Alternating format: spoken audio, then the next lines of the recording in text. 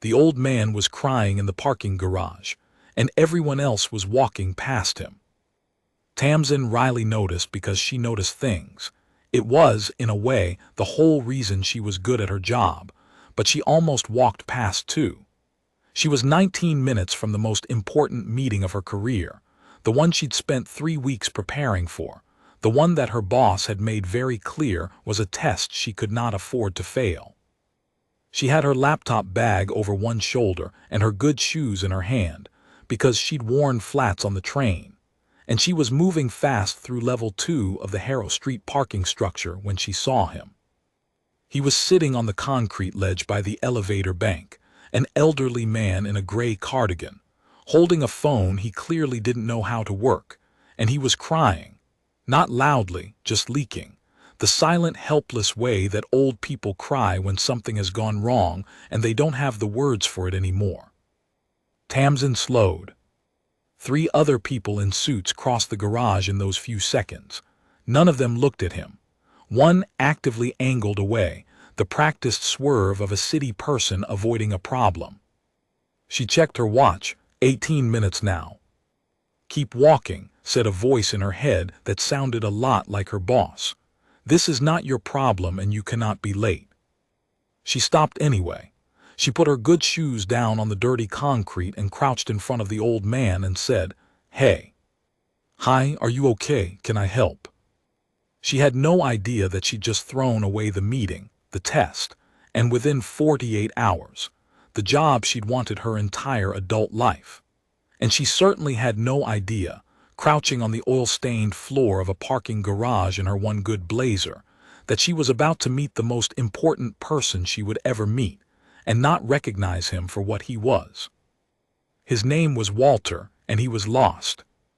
Not geographically. He knew exactly where he was, which was the cruel part.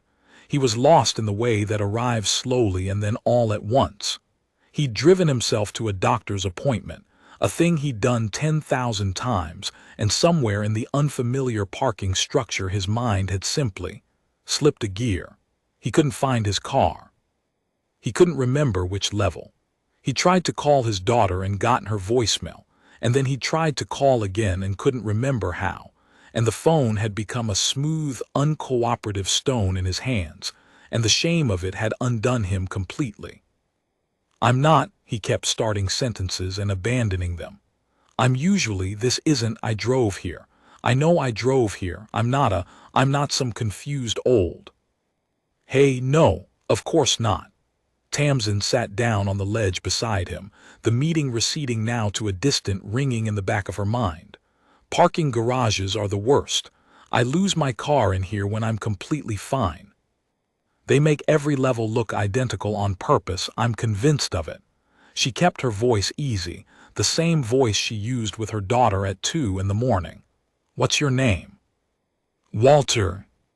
"Walter, I'm Tamsin, okay. Let's figure this out together. Can I see your phone for a sec? I'm not gonna take it, I just want to find your daughter's number." He handed it over with the relief of a man handing off a weight he couldn't carry. She found the call log, saw the daughter's name Priya, saw it had been dialed twice in the last 10 minutes with no answer. She texted instead, "Hi Priya, this is Tamsin. I'm with your dad Walter at the Harrow Street parking garage. He's safe and totally fine but a little turned around and we can't find his car. Can you call me at this number?" She sent it from her own phone so Priya would have it. Then she looked at Walter, who was watching her with wet, frightened eyes, and she made the decision that cost her everything. "Okay," she said, "we're gonna find your car. What color is it?" It took 40 minutes. 40 minutes, 4 levels, Tamsin in her stocking feet half the time because the good shoes pinched and finding a lost man's car was no time for vanity. She kept Walter talking, about his late wife, about the garden he still kept, about Priya, who was a big deal at some company, very important. "I never understand what she does." She made him laugh twice. She found, slowly, that under the fear he was sharp and funny and proud. A retired high school physics teacher who'd spent 40 years explaining the universe to teenagers and was humiliated to be undone by a parking structure. "You're going to miss something," Walter said at one point on level 4, watching her. "You keep looking at your watch. You've got somewhere to be." "I had somewhere to be." Tamsin said it lightly. "It's fine." "It's not fine. I can see it's not fine." He stopped walking. "Young lady, you should go. I'll be all right. Someone will." Nobody else stopped Walter. She said it gently, not as an accusation, just a fact. "I watched a lot of people not stop, so I'm not really worried about somewhere I have to be. I'm worried about you finding your car." She spotted it then, a green sedan level 4, exactly where he'd said it might be before he'd second-guessed himself. "There. Is that it? The Buick?" Walter looked and his whole body changed, the fear running out of him like water. "That's it. Oh, thank God, that's my car." Her phone rang. Priya, finally, breathless and terrified, and Tamsin handed Walter the phone so he could hear his daughter's voice, and she stood a few feet away in her stocking feet on level 4, and watched an old man tell his child he was okay. He was fine. A nice woman had helped him, and she felt the meeting she'd missed dissolve into something that didn't matter at all. Priya wanted to talk to her. Tamsin took the phone. "He's completely fine. He found his car. He's a little shaken, but he's okay. And honestly, he's hilarious. You didn't tell me your dad was funny." Priya was crying now too, the relief kind. "I can't thank you. I can't tell you. He wandered off last month too, and we've been so thank you. Can I want to do something for you. Can I get your name? Your full name?" "Tamsin Reilly. But you don't have to do anything. Just maybe come get him. I don't think he should drive home alone today." "I'm coming right now. Tamsin, thank you. I mean it. I won't forget this." Tamsin didn't think anything of it. People say I won't forget this. They usually do. Priya Akefer did not. The meeting was gone, of course. She walked into the office 90 minutes late, in shoes that had spent the morning on a parking garage floor, and her boss, a tightly wound man named Royce, who ran the client services division of Brightwell Financial like a man defusing bombs, was waiting for her with the particular calm that's worse than shouting. "The Callaway people waited 20 minutes, Royce said. Then they left. Then they called me. Do you understand what that call was like, Tamsin? Do you have any idea?" "Royce, I'm so sorry. There was an emergency, an old man in the parking garage. He was lost and—" "An old man," Royce repeated it flatly. "In the parking garage. I think he was having some kind of episode. He couldn't find his car. He was crying. Nobody else stopped." "So you appointed yourself." Royce pinched the bridge of his nose. "Tamsin, I have defended you in this building for 2 years. The single mom thing, the leaving at 5 thing, the she's brilliant but she's got a lot going on thing. I have spent capital on you. And the one day, I put you in front of the biggest prospect this division has touched all year, you decide to go play Good Samaritan with a stranger in a parking lot. He wasn't a stranger by the end of it. It came out before she could stop it." Royce stared at her. "Excuse me." "Nothing, I'm sorry. You're right, the timing was terrible. But Royce, if you'd seen him, he was so scared and everyone was just walking past and I couldn't," her voice caught. "I couldn't be one of the people who walked past. I'm sorry, I'd do it again. I would. But I'm sorry it cost the meeting." That was the wrong thing to say, and some part of her knew it even as she said it, because Royce's face closed like a door. "You do it again," he said quietly. "Good, that's clarifying actually." He turned back to his desk. "We'll talk Monday. Go home, Tamsin." They let her go on Monday. It was dressed up, the way these things are. A restructuring. A difficult fit between the role's demands and your current circumstances, which was corporate for single mom who leaves at 5 and skips meetings for strangers. A severance that was just generous enough to discourage her from making noise and just small enough to remind her of her place. Royce didn't do it himself. He sent HR. He was, his calendar said, in a meeting. Tamsin packed her desk into a box, the photo of her daughter Eddie at the beach, the cactus that had somehow survived 2 years of her neglect, the mug, and she carried it out past colleagues who looked at her with the specific pity of people relieved it wasn't them. And she sat in her car in the Harrow Street parking garage, on the very level where she'd found Walter, and she let herself cry for exactly the length of one phone call to her sister. And then she stopped. Because Eddie needed picking up from aftercare, and grief is a luxury that single mothers schedule carefully.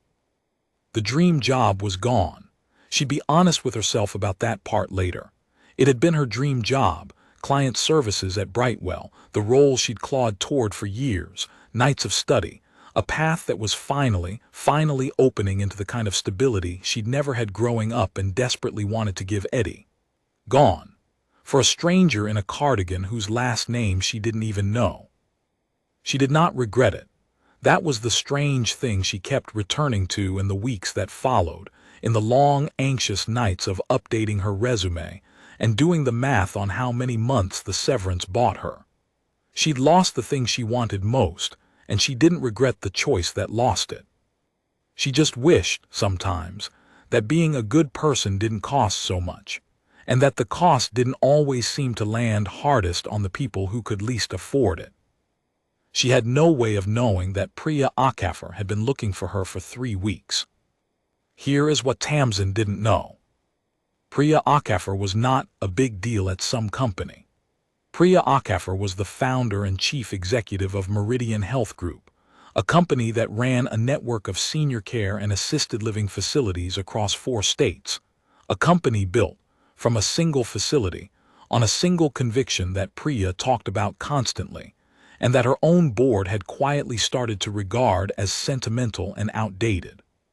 The conviction was this: that the entire business came down to whether your people would stop for a frightened old man in a parking garage when no one was watching, and there was nothing in it for them. Priya had built Meridian on that idea, and Meridian had grown, and as it grew it had filled up, the way companies do, with people who were excellent at the metrics and indifferent to the thing the metrics were supposed to measure.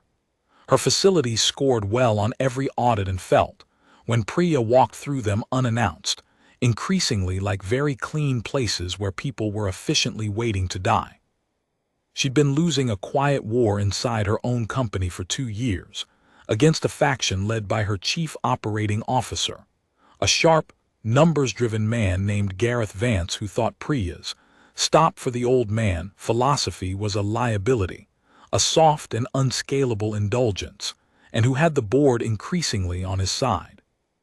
And then her father got lost in a parking garage, and out of a crowd of people who walked past, out of a whole structure full of efficient, busy, important people, exactly one had stopped, a stranger, in stocking feet, who'd missed something important to do it and who'd said, when offered a reward, "You don't have to do anything, just come get him." Priya had not been able to stop thinking about Tamsin Reilly. She'd meant to send a gift at first. Flowers, a card, the things you do. But the more she thought about it, the more she sat with the image of her terrified father and the one person who stopped, the more it crystallized into something else. Here was a living example of the exact quality her entire company was bleeding out. The thing she couldn't train into people. The thing Gareth swore didn't scale. She'd had her assistant track down where Tamsin Reilly worked, Brightwell Financial, and she'd called, intending to send something to the office, and in the course of that call she'd learned, from a chatty receptionist who didn't know better, that Tamsin Reilly didn't work there anymore. Let go, just a couple weeks back. Priya had asked carefully why. And the receptionist, lowering her voice, had said she wasn't really supposed to say, but it was sad, actually. Tamsin had missed some big meeting because she'd stopped to help some old man who got lost in a parking garage, and the higher-ups hadn't liked it, and well. Priya Akafor had set down the phone and sat very still for a long moment. Then she'd told her assistant to clear her afternoon and find her everything there was to find about Tamsin Reilly. The call came on a Thursday, 6 weeks after the parking garage. Tamsin almost didn't answer. She was deep in the demoralizing grind of the job hunt by then. 3 rejections that week alone, and unknown numbers usually meant collections or scams. but she answered, because Eddie was at a friend's and the silence of the apartment was getting to her. "Is this Tamsin Reilly?" "Speaking." "Tamsin, this is Priya Akafor. You helped my father, Walter, in a parking garage about 6 weeks ago. You found his car." Tamsin sat up. "Walter, oh my gosh, is he okay? Is everything?" "He's wonderful. He talks about you constantly. He calls you the girl with no shoes." A warmth in Priya's voice, and under it something more deliberate. "He's doing well. We got him properly evaluated. We've got support in place now. Because of you, partly. You bought us the scare we needed to take it seriously." A pause. "But that's not actually why I'm calling. I'm calling because I heard you lost your job."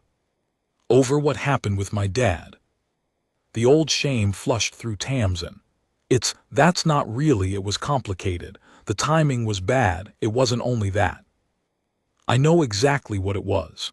Priya's voice had an edge now, not at Tamsin, on her behalf. "You missed a meeting because you stopped for a frightened old man that everyone else walked past, and a company decided that made you a bad fit. Do I have that roughly right?" Tamsin didn't answer for a second. "Roughly," she admitted.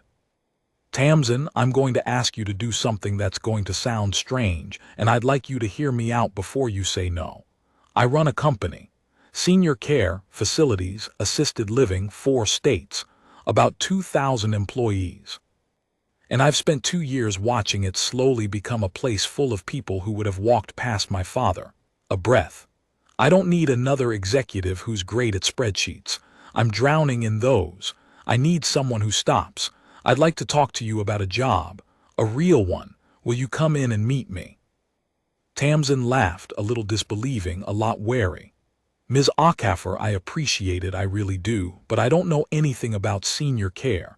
I was in financial client services. I'm not. You don't hire someone to run something because they were nice to your dad once. Respectfully, that's not how anything works." "You're right," Priya said. "It's not how anything works. It's how I'm going to do it anyway. Just come meet me. One conversation. If it's crazy, you'll have wasted an afternoon and gotten a free lunch, and my father will be thrilled you came." Tamsin looked around her apartment. At the box from Brightwell still half unpacked in the corner.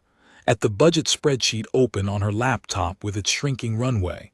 At Eddie's drawings on the fridge. "One conversation," she said.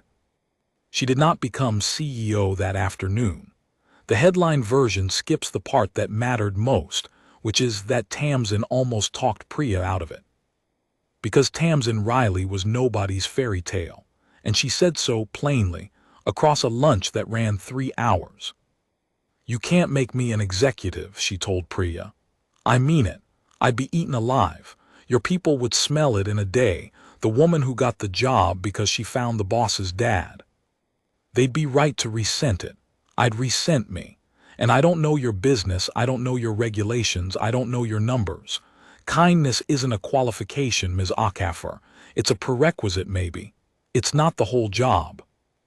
Priya had leaned back and smiled, and Tamsin would understand later that this was the moment she actually got hired, the moment she argued against herself. "You just made my case better than I did," Priya said. "Everyone I've promoted in 2 years has walked in here certain they deserved it. You walked in here telling me all the reasons not to. That's the instinct I can't train. That's the thing." She'd grown serious. "So here's what we're actually going to do, because you're right that I can't just crown you. You're going to start in the field. Real role, real responsibility, running one facility, my flagship, the original one, the one that's lost its way the worst. You'll learn the business from the floor up, the regulations, the numbers, all of it. You'll earn it for real in front of everyone so nobody can say what you're afraid they'll say. And if you're who I think you are, you'll rise, and it won't be because of my father. It'll be because you were right and I was right about you." She'd paused. "It might take years. I'm not promising you a throne. I'm promising you a fair shot at one, which is more than that last place ever gave you. Deal?" Tamsin had thought about Eddie, about stability, about the runway, about the strangeness of a door opening precisely because she'd done the thing that closed the last one. "Deal," she'd said. It took 4 years. The headline compresses them into nothing. Then the company made her CEO, but the 4 years were the whole story, and Tamsin lived every day of them. She ran the flagship facility, and it nearly broke her the way new things do. She made mistakes, trusted the wrong manager her first year, misread a budget and had to be bailout out, lost 2 good nurses before she learned how to fight for them. She studied senior care regulation at night the way she'd once studied finance, after Eddie went to sleep, the same single mom hours, the same exhaustion.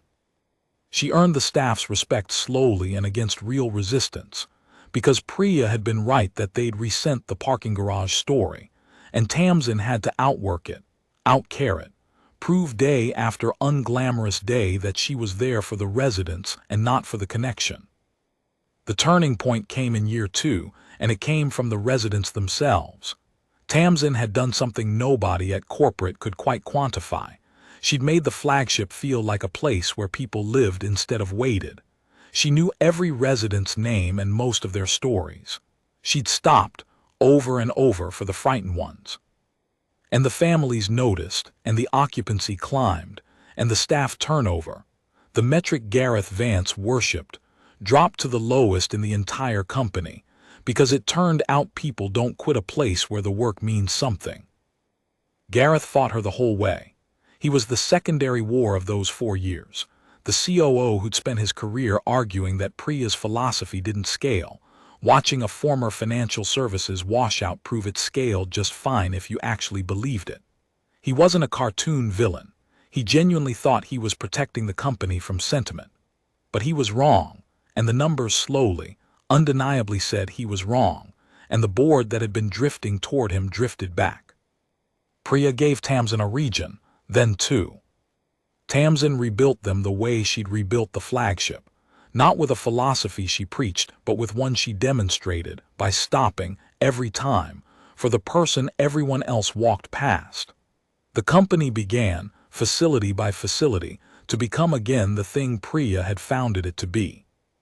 When Priya finally announced she was stepping back, she wanted to care for Walter herself. She said, in the time he had left, which was its own kind of full circle. The board's choice was not actually difficult, though Gareth made it as hard as he could right up to the vote. The woman who would run Meridian Health Group had started 4 years earlier running its worst facility.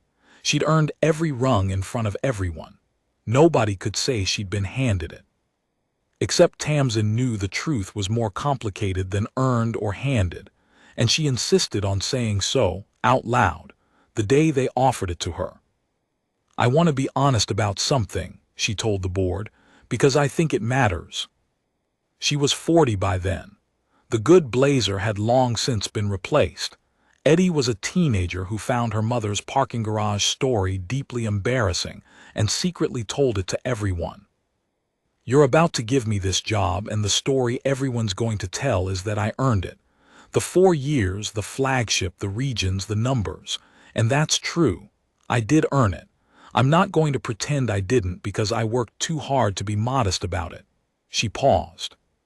"But I'd never have gotten the chance to earn it if I hadn't stopped for a stranger in a parking garage on the worst timed morning of my life. A choice that, at the time, cost me everything. My dream job, my stability, my plan. I sat in my car and cried after I got fired for it." She looked around the table. "So I don't want anyone here telling themselves a tidy story where being good is always rewarded, where it all works out, where the universe pays you back. It doesn't. Usually it just costs you.